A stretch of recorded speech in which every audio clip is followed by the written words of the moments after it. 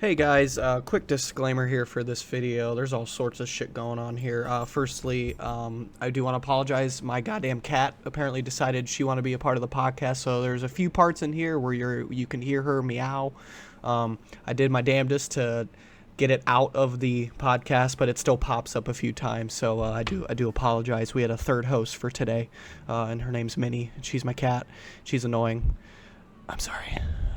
Hope you enjoy. What's going on, everybody? Welcome back to another rendition of Cold Takes from the Land.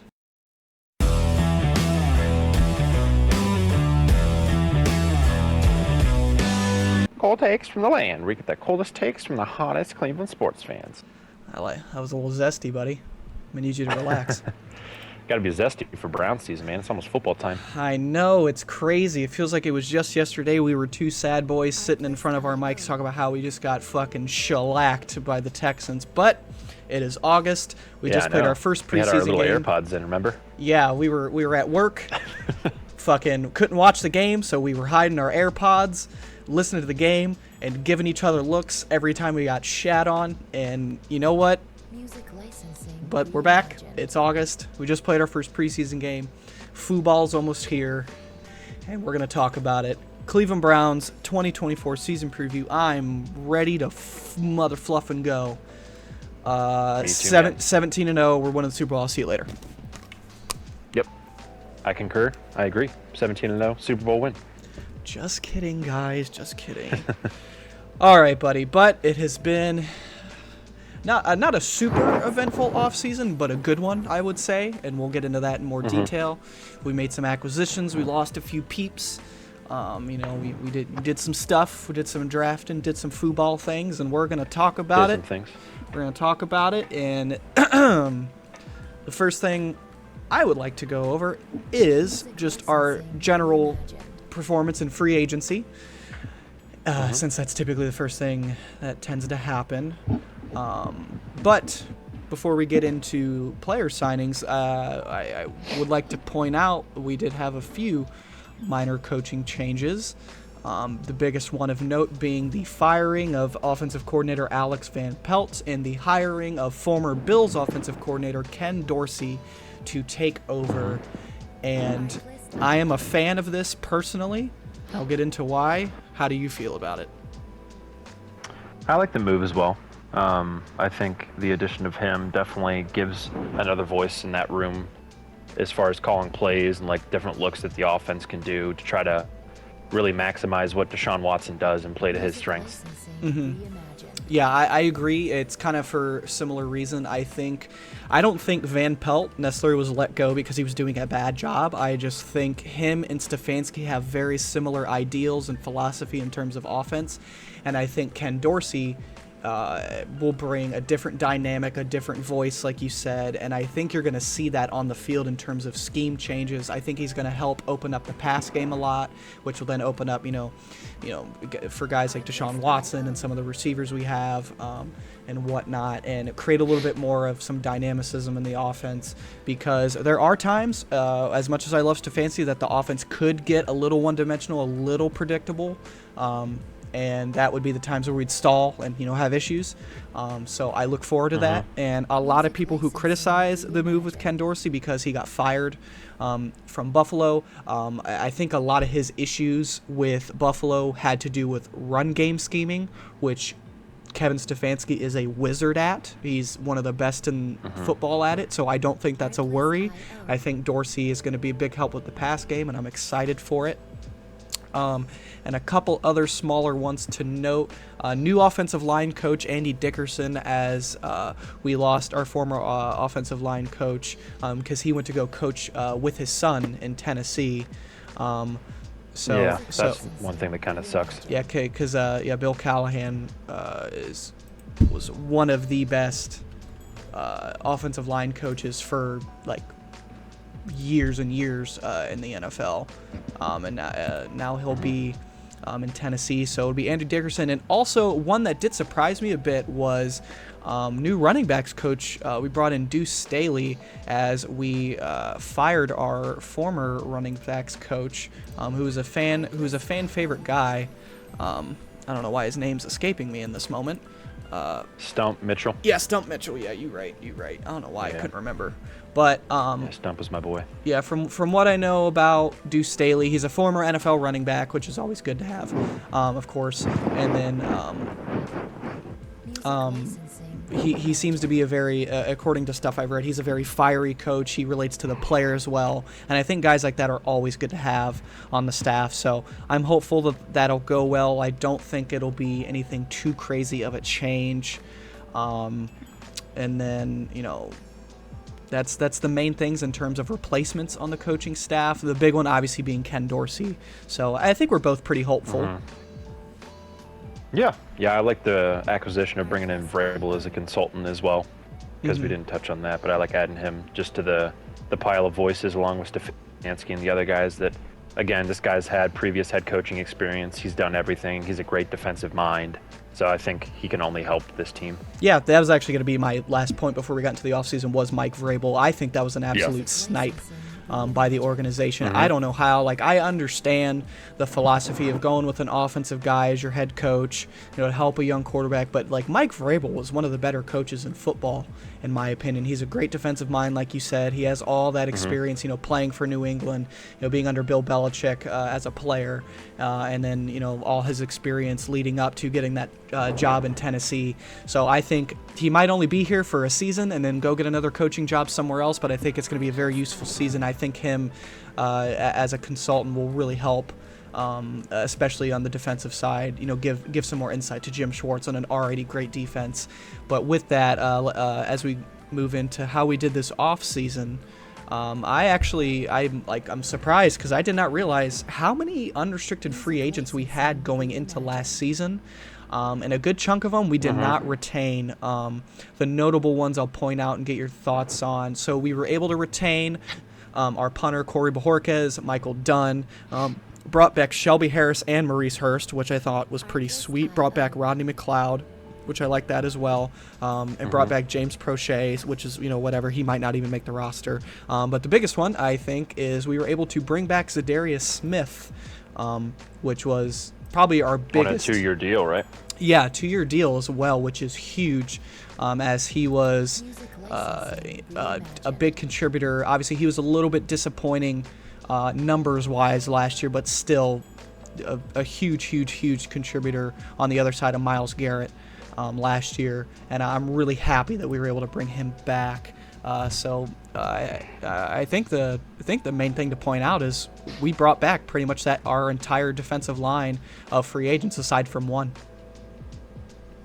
Yeah, that's huge, man. I mean, with the system we're running and with what Jim Schwartz is doing on defense out there, to retain those 2 defensive tackles that we like to rotate in there and get snaps is huge. And then, like you said, our second best pass rusher, even though his numbers weren't popping last year, was definitely Zadarius Smith. And I think he can really... Yeah, I think this is probably the last go-round for him. I think these next 2 years are going to be the last, really great Zadarius Smith years because he's getting up there in age. But I think he can only get better in the second season because he knows the system we're running now. He's familiar with it, and we've had a lot of experience playing with these guys. So I think everybody we retained was exactly what we needed to do.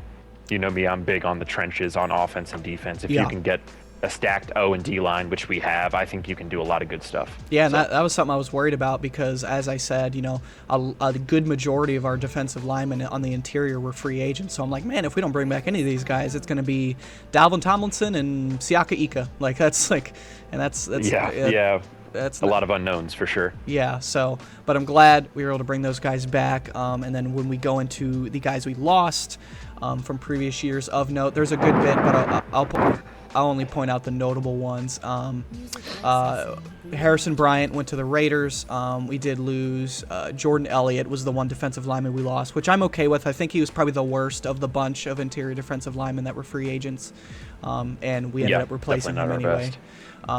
And then we did lose Marquise Goodwin and Jakeem Grant, which obviously Grant, sad story, back-to-back lower body injuries. Yeah, did he retire officially? Do we know? No, he actually just signed. I want to say, I was just reading it this morning. He just signed somewhere. Really? Yes. I was thinking about that because, with the new kickoff rule and stuff, don't they have the 2 guys deep? So you really have 2 returners, which kind of makes sense why we picked up N'Keal Hines. What's his name? Nyheim Hines. Nyheim Hines. Naheem Hines, you have him and Prochet, so having multiple guys that can return kicks now is going to be a big deal. So I'm glad that he was able to find a team, because if they didn't change the kickoff rule, he might have not got signed by anybody. Yeah, he signed with Atlanta, and then so we lost good him. For him. We lost. I'm glad he's not done. Yeah, we lost Goodwin, which sucks a little bit because I like his speed. I thought he was cool to have as a potential deep threat. Yeah, he was a cool gadget to have. We lost Nick Harris, backup center, and then we lost a good chunk of linebackers. We lost. You mean fullback? Yeah, that's true. That is true. He probably played more snaps at fullback than center his career. Yeah, that's what it seemed like. We did lose Anthony Walker and Sione Takitaki, as well as Jacob Phillips, Jordan Kuznick. That guy, he sucks anyway. That guy. Matthew Adams. Matthew Adams. So we lost 5 linebackers, which is interesting. A very different looking linebacking room, which we'll get into here in a few.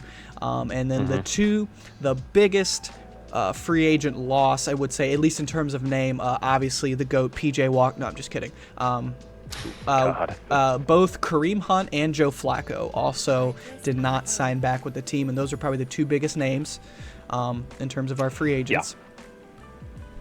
Yeah, the Flacco one hurts me still, but I understand why they did it. I like Jameis. I'm a fan of him, but just watching Flacco absolutely go off for that, 1,600 yards in the 5 or 6 games that he played.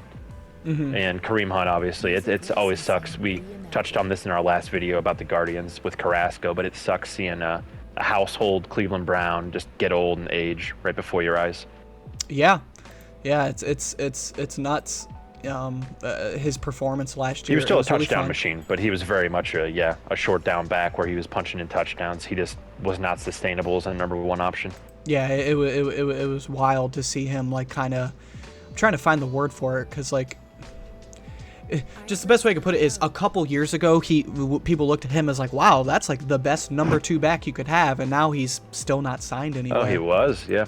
He was outstanding with Chubb for the longest time. Yeah, so, it sucks. He's a fan favorite, but he was definitely on the downswing. And then, of course, Joe Flacco had that ridiculous end to the year last year. Threw a bunch of yards, threw a bunch of touchdowns, threw a bunch of picks, but he was out there slinging that shit. So yeah, it was fun to watch, man. It really was. We haven't had a quarterback like that, and I don't think we've had one in our lifetimes. Literally, that's a guy that's just airing it out like that. I mean, him and Amari Cooper combined for that 50-yard performance in Houston.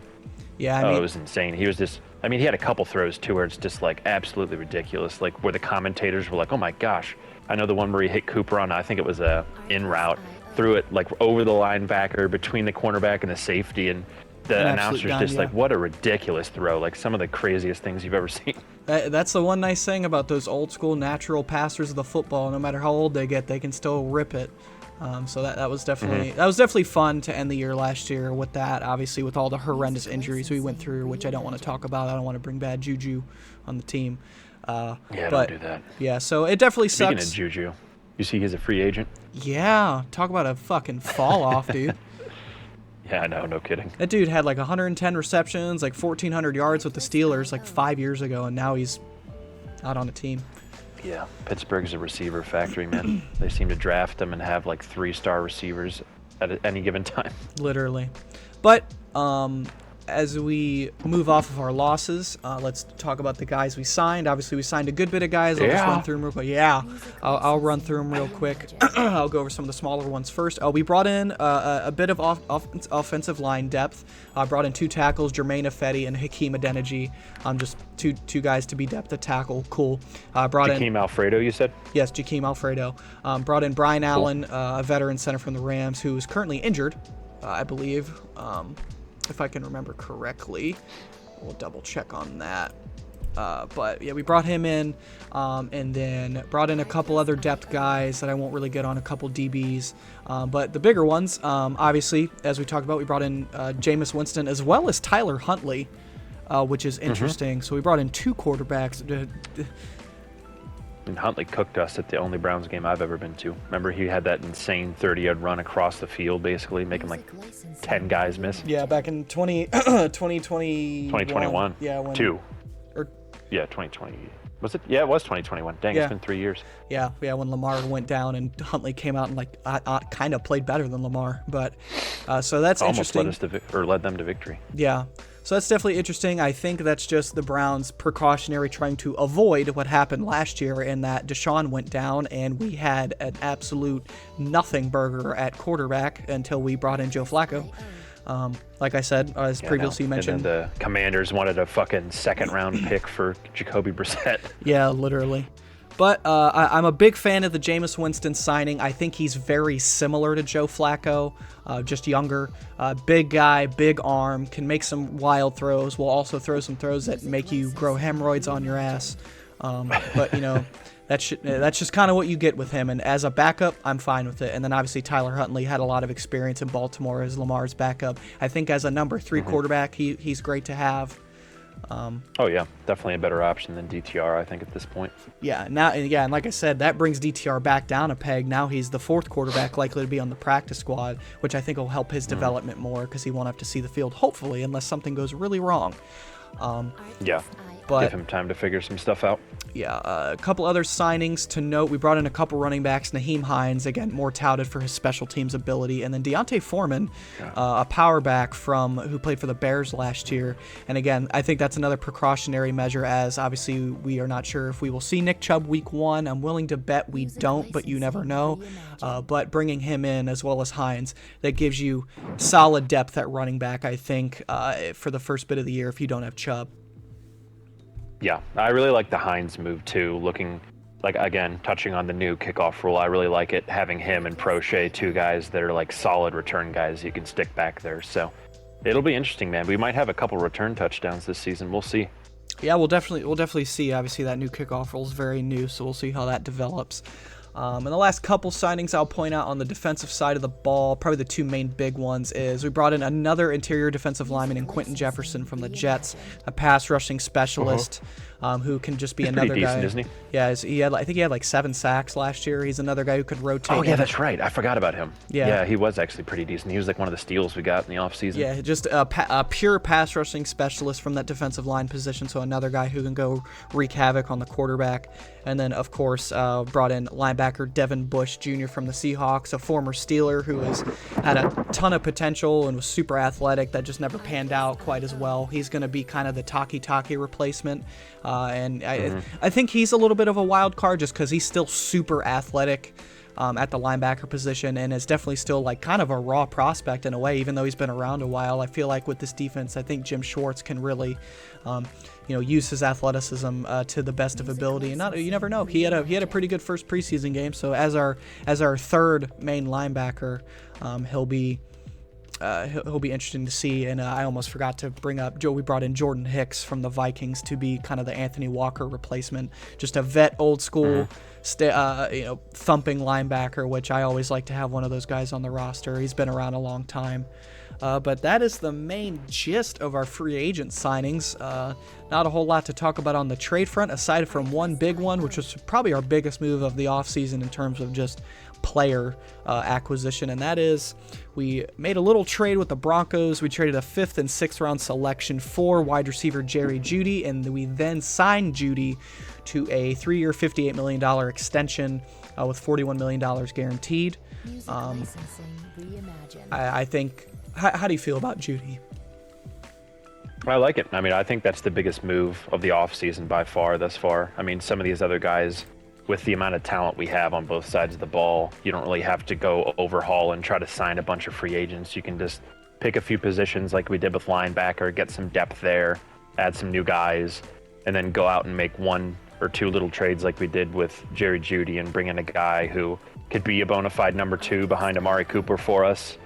I'm sure we'll touch on the trade talks briefly here too, because we have no idea what Brandon Ayuk is doing yet.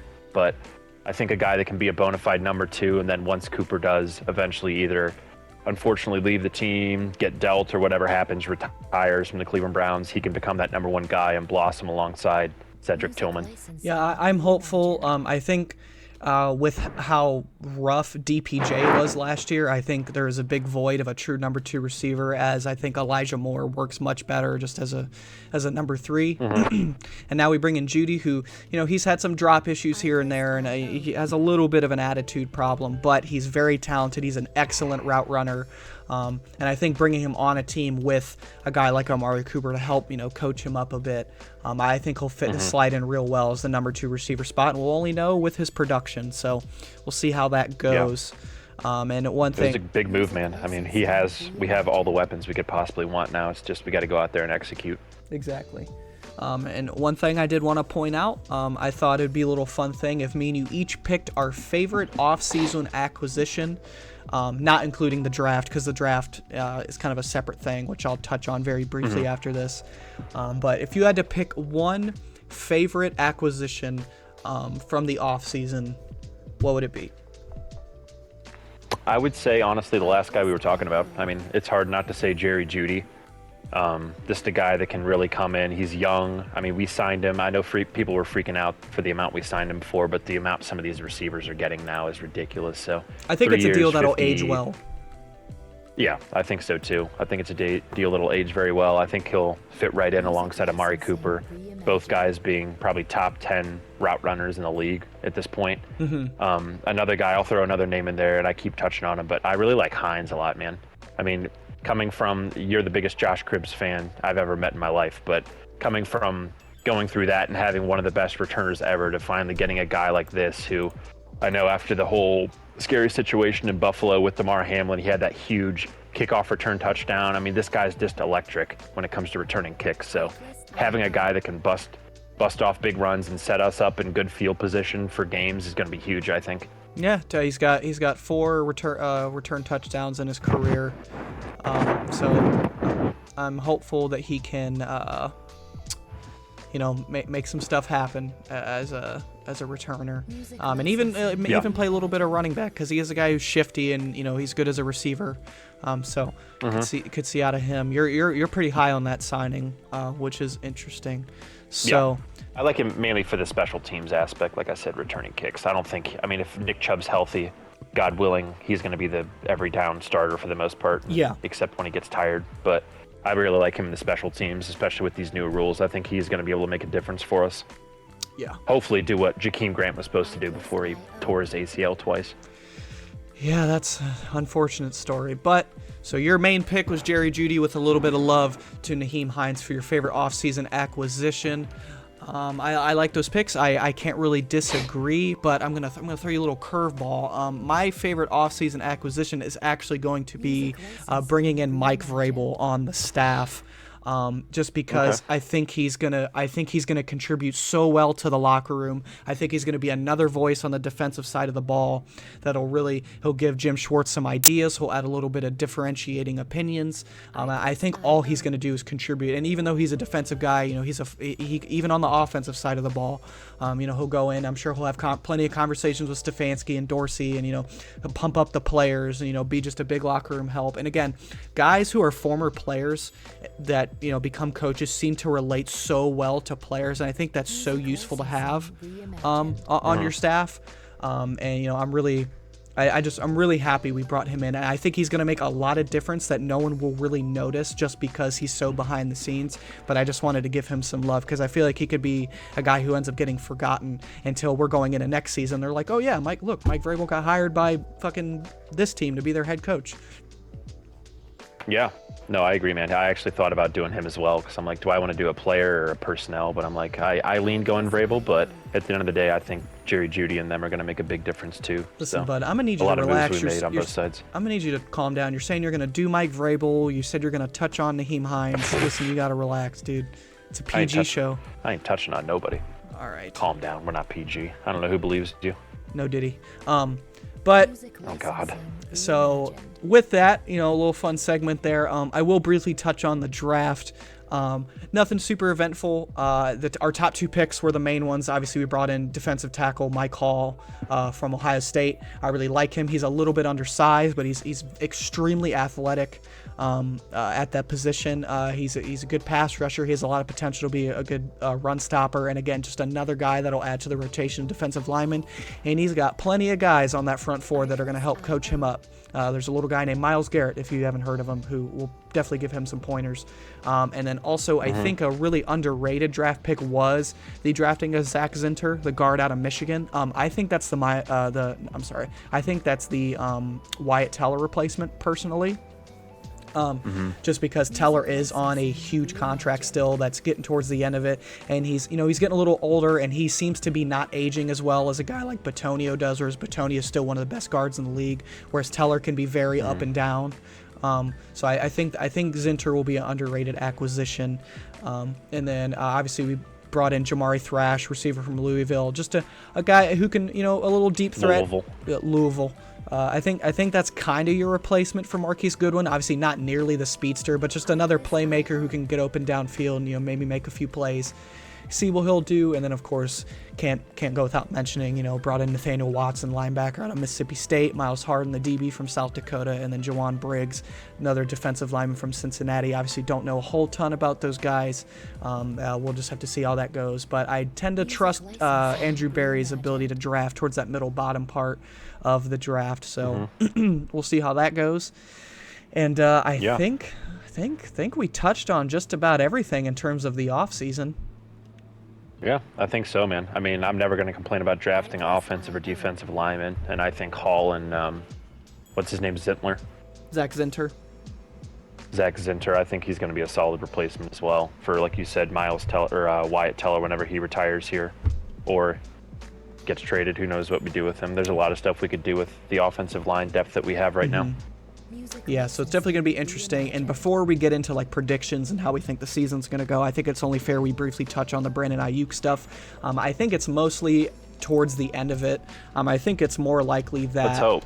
I think it's most likely he's just going to sign with the... that he's just going to sign back with the 49ers. However, there was a report out of Sports Illustrated 6 hours ago. I don't know how reputable this is, but apparently the Pittsburgh Steelers, as of 6 hours ago, have sent a new offer sheet to the 49ers and are making a strong push to try and bring him in.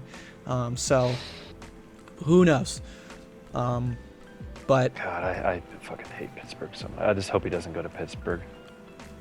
Yeah, if anything, I just kind of hoped he went to New England, but whatever. But yeah, so I don't know what they have to offer him really either, though. I mean, it's not like we have talent everywhere. I mean, they have some guys, but it's like they don't really have that many pieces to give up unless they're just given a bunch of picks. Right, for sure. Yeah, it's definitely interesting. Yeah, for sure. We'll see how it goes. Hopefully he just resigns with San Fran, or best case scenario, we get him for, let's say, a Wyatt Teller and like a pick or something like that. Absolute best case scenario. Yeah, I'm kind of on the front that it's probably not going to happen, and honestly, that's fine. I think people are overblown this whole thing that Amari Cooper is going to be so hurt by this whole thing. I think it's getting a little overblown. Amari Cooper's not a guy who's, he's not a diva or a locker room problem or anything like that, so I'm not too worried about it. Obviously, it would have been cool if we pulled off some trade to bring him in and keep Amari and then just have this stacked receiving core. That'd be sweet. But I think with the money he wants and what the 49ers are trying to get for him, and plus it seems like Ayuk is very specific on where he wants to be and what he wants out of a trade. So I'm honestly, whatever. I'm very happy with our receiving core.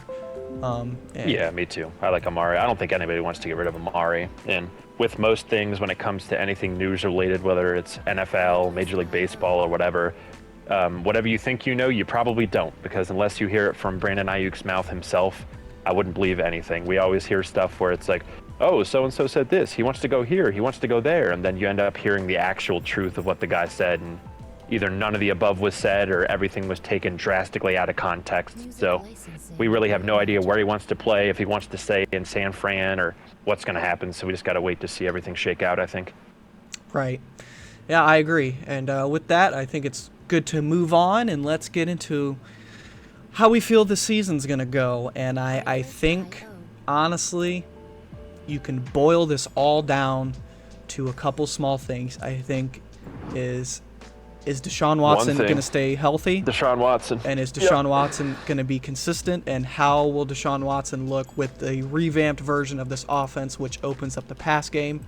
Obviously, we could be without Nick Chubb briefly, but I have confidence that we'll be able to get through that and have an effective enough run game, especially with Watson out there, as he does bring an element as a runner.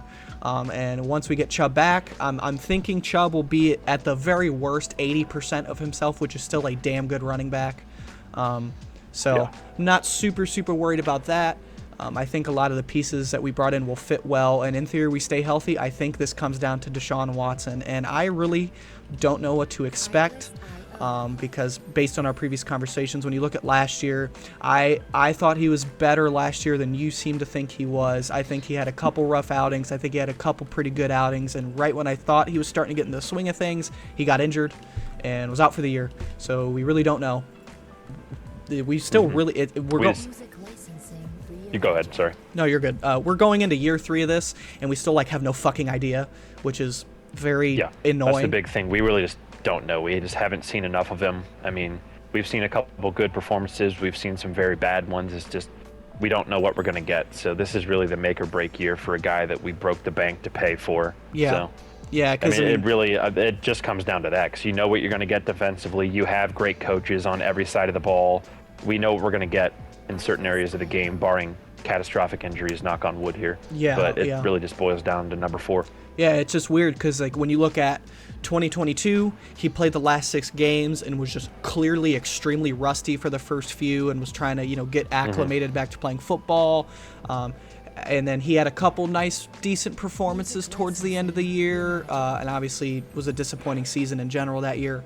Going into last year, was on and off with the injuries. Obviously, his season was ended due to injury, and when he played, he had a decent game against the Bengals, had a really bad game against the Steelers, and then he had a couple good outings against, Tennessee. Titans and Arizona, I think. And then he had a rough first half against the Ravens, and then he had that incredible second half versus the Ravens, and then he's out for the year. So it's like, we have, like I said, we have no idea how this is going to go, and I'm personally optimistic just because I felt like he showed enough flashes last year where if we can really open up the offense and not rely so much on the quick game and relying a ton off play action, I think if we can spread out the offense a bit, which I think is going to happen, and allow Watson to kind of almost freelance a little bit more like he used to in Houston, with the mix in of that Nick Chubb run game and the traditional structural stuff where you're getting quick passes out to get a rhythm going, I think this offense could flourish. Or Watson either can't stay healthy or he's still inconsistent, and we really don't know. I think the luxury we have is Watson doesn't have to be like this MVP level quarterback as much as we want him to be. I think as long as he can just be pretty good and consistent, we can do well. We just don't know what the hell we're going to get. Yeah, I mean, it's going to be interesting to see how we scheme him and use him this year, because after the year, obviously, where he was suspended, didn't play the full season, then came back last year, played, what did he start in, 6 games last year, so was up and down, 50% good, 50% bad most of the time. And then it's going to be interesting to see what we do with him. Is he injury prone? Is he not? Are we going to do a lot of design runs for him? I hope not. I mean, maybe one every once in a while to keep the defense honest, because he can move. But do you really want to risk doing a couple plays like we did against Tennessee, where he rushes up the middle, gets blasted by a safety, and then he's sore for how many games in a row, or he has to be pulled out again? It's going to be interesting to see what Stefanski does with him. Yeah. So we'll see. I trust in Stefanski and Dorsey and the offensive staff to construct this offense well. And it's going to be interesting because this season we definitely have a tougher schedule than last year. The first bit of it isn't terribly bad. We have Dallas week 1, which even though we both hate Dallas and we want to whoop them, and I feel like we can, they're still always a tough team to play. They have a really good defense. Very good regular season team. Yeah. And then we have, we go to Jacksonville. They've been up and down. And then we have, a couple games against the Giants, Raiders, Commanders, very winnable games. Then you're in Philly. That's a tough game. We always play well against Yeah. Cincinnati, but you never know, just because with Burrow and that offense, they're really, really good. Obviously, you got to play the Ravens twice. You got to play the Steelers twice. As much as we hate Pittsburgh, they always find a way to win games. And then you got some interesting games, like the Chargers could be interesting, just because they've been so up and down, but they have a great quarterback. The Saints, we don't think too much of, but again, you never know. We play Denver again. We got to play Kansas City this year, which is interesting. We got to play Miami this year. Which I do believe that one's at home, at least in December. So I have a pretty good feeling about playing Miami in the cold at home. So we'll see how that goes. Yeah. It's going to be interesting. But before we get into record predictions, I was thinking we could get into our little season award prediction. But before I do that, do you have anything else you have to say about your general thoughts before we get into our little prediction? The only thing I'll add to what you were saying is I think, and we've talked about this off video a lot, or off audio, I should say, because we're not fucking on video. But we've talked about how the window is really like this year. You know what I mean? I mean, we might be able to extend it next year, but we both have a good feeling about this team. I think we're absolutely loaded. I mean, I don't think there's an argument you can make, even if you're not a Browns fan, to say that this team is not a top 3 roster in the league. Maybe behind San Fran and the Eagles, but other than that, we're loaded on both sides of the ball. I love our coordinators. I really like our head coach and GM, who both just got extended in the offseason. So I think this is the year, man. I really have a good feeling about 2024. I do too, and I think they're going to see that when we get into our record prediction. I think the window can be extended. It all just depends on how much magic Andrew Berry can work in terms of the roster construction, the cap. But with that, let's get into our little predictions for our team awards for the year. Keeping it short and simple this year, we're each going to pick our own team MVP, offensive player of the year, defensive player of the year, and our breakout player of the year. And with that, I will let you start off with who is the 2024 Cleveland Browns team MVP. Simple answer, Myles Garrett. I think this is an easy one. You could pick a couple other guys, but a guy that just absolutely wreaks havoc on games like he did in Indianapolis when he blocked a kick, had that strip sack in the end zone. I mean, you know what you're going to get every year from this guy, barring any kind of injury, so I think he's just going to come out and do the exact same thing. He might even hit 21 sacks this season. Yeah, it's definitely possible. I think this is another potential repeat year at Defensive Player of the Year for Myles Garrett. But I knew you were going to pick Garrett, so I'm going to throw you another curveball. You can call this a lame answer if you want, but I think the team MVP, I am going to go with Kevin Stefanski. I think this is going to be the year. He is a 2-time Coach of the Year winner, of course, but I think this is going to really be a year where he just fucking full-fledged shows how great this offense can be. I think he's going to be an excellent leader of men once again, as he's been every year with the team. And I really think he's going to galvanize this locker room, and we're going to show how much of a powerhouse Cleveland really can be, in the league, as long as they stay healthy. And I think all that you can always trace back to your head coach. So I'm going to pick Kevin Stefanski as our team MVP. With that, I like that. Great minds think alike. That was my alternate pick as well. And we are great minds. Yes. We are. We're Browns fans. It's the smartest decision of all time. But yep. As we move on from that, who is your pick for our offensive player of the year going into 2024? So this one I kind of thought about a bit, just because we have so much talent on that side of the ball, and I'm going to go with David Njoku. I think he's going to build upon his best season he had yet last year. I think he's going to show to be kind of a security blanket for Watson. And with Amari, like you said, he's not a big drama guy. He's going to be on the team. He's going to be doing his thing. But long-term, past this season, we don't know if he's going to be here or not yet. So I think he's really going to be that security blanket for Watson and just build upon an already great 2023 season. Okay, I like that pick a lot. That's a good pick because he really caught fire at the end of the year last year. And that wasn't my pick, and my pick probably won't be who you think it is, because this is a bit of a... You're going to pick an offensive lineman. I almost went O-line, but I didn't. No, I'm not, even though you could definitely argue Joel Bitonio just because of how much of a leader he is and how great he is. That was my second pick. But this is a bit of a cold take. I bet I'm going to get some hate for this. But you know what? Say in the comment, I'll comment on my personal account and say, you a bitch. Because I'm really hoping this is going to be true. Jameis Winston?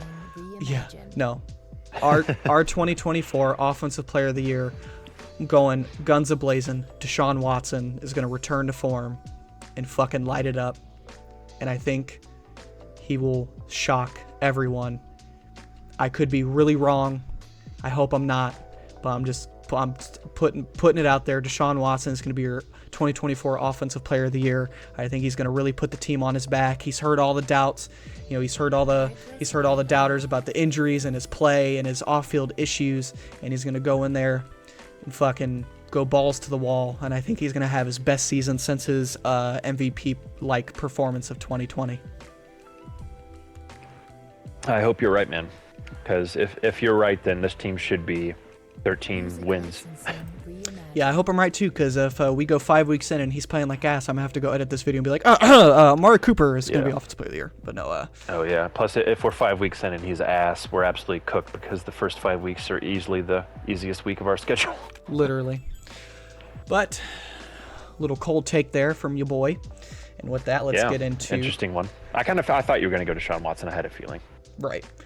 So with our Defensive Player of the Year, for me it's an easy pick. Myles Garrett, obviously. I feel like you might go different because you picked him as team MVP. That's why I just said mine first. I think Myles is an easy pick. Best defensive player in football, in my opinion. I think this is going to be another potential Defensive Player of the Year season for him. I think, just like you said, this could be a year he gets close or maybe even hits 20 sacks. And he's going to be he's going to add to that quarterback graveyard that he has every year. And yeah, he's going to poop on fools. Graveyard, yeah. Yeah. And you are correct in your assumption. I did not pick Myles just because I picked him for the other awards, so I didn't want to be a cop-out and pick the same guy for multiple things. Okay. I picked Denzel Ward. I think he's going to have a hell of a year. I think he's going to have 5 interceptions. He's going to have some crazy good pass breakups. I think he'll have a couple big game-changing plays in big games for us this year. So I'm going to say my 2024/5 Defensive Player of the Year is Denzel Ward. I like it. He is a beast. And I think he will continue to be very, very goodness on this defensive backfield. And with that, our last little award before we get into record predictions. This is the interesting one. Yeah. I couldn't really predict what you were going to say, so I'm curious to see what you say for this. Our 2024 Breakout Player of the Year. Obviously, certain people will consider a breakout as a different definition. To me, it's a guy that you might not think of, might slide under the radar, and then come in and be like, holy shit, that guy's pretty good. I want you to go first. Who do you pick, buddy? Okay. See, mine's not as much of like he's not that great right now pick, but I debated between two guys, and the guy I went with was DeJuan Jones. Because with our offensive line being where it is now, another guy we're not sure what he's going to be doing, Jack Conklin, he'll probably start the season. We don't know. Another guy with a lot of injury concerns, but I could see DeJuan Jones having to be either forced into the right tackle position again early on in the year, or maybe we move a guy like Jack Conklin and get up off onto that contract and see what we can do there. But I think if DeJuan Jones gets a chance to play consistently, which I'm sure he'll be out there a little bit, I think he'll be outstanding. Okay. I like it. I like that pick. My second guy I was debating between was Elijah Moore as well. I was kind of debating him, but I'm going to go with the O-lineman. I got to give the big boys some love. I like it. My pick is... I was debating between a few. Part of me wanted to say Jerry Jeudy. Part of me, was looking at, JOK, even though he was really good last year. I think this could be a year where he breaks out as one of the best linebackers in the league. I think of guys like Grant Delpit as someone who could really flourish this year. But my pick for Breakout Player of the Year is going to be a rookie defensive lineman, Michael Hall Jr. out of Ohio State. Hey, so just wanted to point out here really quick, this was recorded before the whole Michael Hall situation emerged, so for obvious reasons I'm going to toss a different pick in here just as a secondary pick, just in case, depending on how these things go with Michael Hall. Obviously, if that report's true or even halfway true, that's horrendous, and he will likely be cut, and as he should be. I'll still leave my point in here I made about him just because, it's already recorded. I might as well just leave it in just in case, for whatever reason, it turns out to not be true. But just in case, in theory it is true, and he's, he gets cut and whatnot, I would probably change my pick, obviously. My breakout player I'd probably pick Jerry Jeudy, for reasons we discussed earlier. We just think he can add a lot to the receiving core. He's a great route runner, all that fun stuff. Apologize for having to pop in again and make a little change, because of course we recorded this the day before that shit happened. So yeah, hope you enjoy the rest of the video. I think he's going to start the year just as a rotational guy, and I think he's really going to break out. I think he's going to be a really underrated pass rusher out of the interior defensive line. I think he's going to be very good against the run, and I think he's going to really show that he is our second best defensive tackle, or maybe even our best defensive tackle. He could even overtake Dalvin Tomlinson. He's a little undersized. He's about 6'2" and 3/4, only about 290 pounds, but he's surprisingly athletic. He runs a 4.7 640, which is, he can move for his size. And he's got excellent get off speed. He's got a bit of moves in his arsenal, and I don't know why people aren't gonna like this, but he's got a little bit of Aaron Donald in him that just reminds me of him, and I really feel like he's gonna come in and have an impact immediately. And I think every year Andrew Berry tends to find a guy in the middle of the draft, second, third round, that you look at him and he plays, and you're like, wow, this guy could have been a first-round guy. I think that's Michael Hall this year. I think he's going to come in and be our franchise interior D lineman, if that's a thing. So I'm going with Michael Hall as my breakout player. I like it, man. I mean, it's a good pick, and with our line getting even more stacked, adding him in the draft, adding Jefferson in free agency, I mean, our defensive line should be absolutely ridiculous. Re-signing Zadarius Smith to that 2-year deal we touched on. I mean, I think it's going to be a hell of a fun year to watch this defense. Oh, yeah. Just another year under Jim Schwartz. I'm hoping with some adjustments, the defense will be real sexy. So, cool. Let's get this shit finished up here with our official Cleveland Browns 2024 record predictions. Hey guys, popping in one last time. I do apologize. There's all sorts of shit going on with this video apparently. I'm not sure why, but after we finished recording and I went to go start putting it together, I'm not sure how, but the last like 7 minutes or so just disappeared. So we went a little more in depth on our record predictions, and I can't recover it. I don't know how it happened, but I'm just going to throw up on screen our record predictions. We did game by game, what games we thought we would win and lose, and I'll put each of our individual picks as we were very slightly different in our predictions. But yeah, I'll have those sitting on the screen here for a few so you guys can take a gander at those. As you can see, obviously Austin has them going 12-5. I have us going 11-6. As you can see, pretty similar in terms of record. There's a bit of differences in some of the games we pick in terms of win-loss, but yeah, this will definitely be an interesting thing to look back on as we head into the season. But yeah, I hope you guys enjoyed the podcast, and I do apologize for this weird kind of outro I have to do here and the couple other things I had to toss in earlier, because apparently just fucking everything just had to go wrong with this video apparently. But yeah, once again, we appreciate you guys for watching, and yeah, cool takes from the land.